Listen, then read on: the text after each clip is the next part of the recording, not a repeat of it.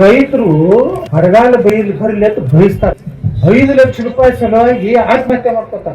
ಮನೆ ವಿಧಾನಸಭೆದಾಗ ಜಗಳ ಆಯ್ತು ಅವನಿಗೆ ನಾನು ಹಂಗೆಲ್ಲ ಅಂದ್ರೆ ಹೇಳು ನಿನ್ ಮ್ಯಾಗ ಕೇಸ ಹಾಕೋ ನಾನು 100 ಅದಾವ ಅದ್ರ ಕಡೆ ಇನ್ನೊಂದು 101 ಎಲ್ಲಾ ಸಕ್ಕರೆ ಕಾರ್ಖಾನೆ ಮುಂದೆ ಒಂದು ಕಾಟ ಮಾಡ್ತೀನಿ ಅಂತ ಹೇಳಿದ್ದ.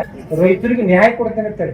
ಈಗ ಎಲ್ಲಾ ಫ್ಯಾಕ್ಟರಿ ಏನ್ ಹೇಳ ಗುರ್ತೈತನ ನನ್ನ ಮಗಳು ಇರ್ತಾಳ, ಎಲ್ಲರೂ 50-50 ಲಕ್ಷ ರೂಪಾಯಿ ಕೊಟ್ರೆ ಕಾಟ ಹಾಕೋದಿಲ್ಲ, ಕೊಡ್ಲಿಲ್ಲ ಕಾಟ ಹಾಕ್ತೀನಿ. ನನಗೊಬ್ರು ಫೋನ್ ಮಾಡಿದ್ರು, ಈ ಸಕ್ಕರೆ ಕಾರ್ಖಾನೆಗ ಒಬ್ರು ಲೀಡರ್ ಇರ್ತಾರ ರೊಕ್ಕ ಕಲೆಕ್ಷನ್ ಮಾಡಿ ಕೊಡೋರು, ಶಿವಾನಂದ ಪಾಟೀಲ್ ಸಾಹೇಬ್ರು ಹೇಳ್ಯಾರಿಗೆ ಮತ್ತೆ ಮೆಟ್ಲು ಹೊಡಿತೀನಿ ನಾನು.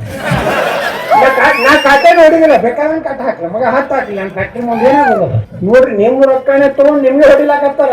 ಇವತ್ತ ಗ್ಯಾರಂಟಿ ಗ್ಯಾರಂಟಿ ಗ್ಯಾರಂಟಿ ಏನ್ ಗ್ಯಾರಂಟಿ ಐತ್ರಿ? ನಮ್ ದೇಶ ಉಳಿದ್ರೆ ನಮ್ಗೆ ಗ್ಯಾರಂಟಿ. ದೇಶ ಉಳಿಲ್ಲ ಸಾಹೇಬ್ರ ಎಲ್ಲ ಬಂದ್ ಕೂತ್ರ ಅಂದ್ರ ನಿಮ್ ಹೊಲನು ಉಳಿದಿಲ್ಲ, ಮನೇನು ಉಳಿದಿಲ್ಲ, ಏನು ಉಳಿದಿಲ್ಲ. ಎರಡೇ ಆಪ್ಷನ್ ಬರ್ತಾವ, ನೀವು ಒಂದ್ ನಮಾಜ್ ಬಿಡ್ಬೇಕು, ಇಲ್ಲಕಂದ್ರೆ ಸಾಯ್ಬೇಕು.